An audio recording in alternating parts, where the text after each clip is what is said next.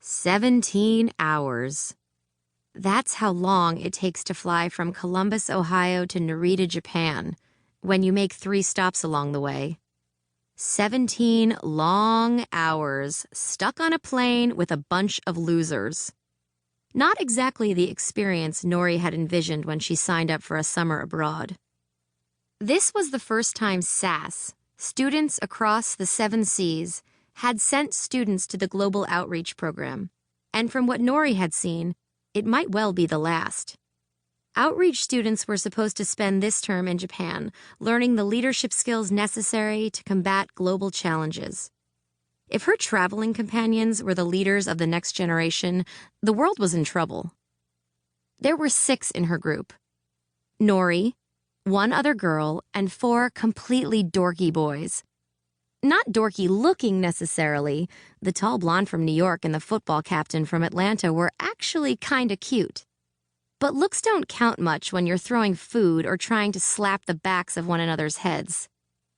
She shook the remnants of trail mix from her long, straight black hair and shot a glare at the boy in the window seat. He just grinned and flipped a peanut past her face at the guy seated in the aisle. The flight attendant had to ask them to settle down.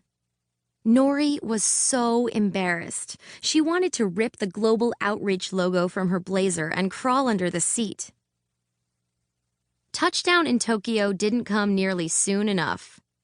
The moment she got off the plane, Nori shrugged out of her blazer, stuffed it into her backpack, and lost herself in the crowd at the passport checkpoint. Her freedom was short-lived, however. Their escort herded the group back together, and she was stuck with them once more. At the baggage claim area, Nori perched on one of the padded chairs and watched the other students gather around the carousel. The guys were all showing off for the other girl, Amberly Bryson, and she was eating it up, giggling and fingering her blonde curls. Nori shuddered and looked down at the single entry in her travel journal. The Tokyo Narita Airport is very clean. She didn't have the stomach to write anything more.